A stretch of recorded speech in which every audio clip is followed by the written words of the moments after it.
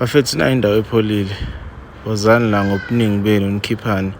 Indawo epholile engabanga umsindo, indawo erelaxile. Umuntu wakho uma uthi ayithanda indawo enomsindo, ufuna indawo ey'pholile, yiyo le. Wozani guys.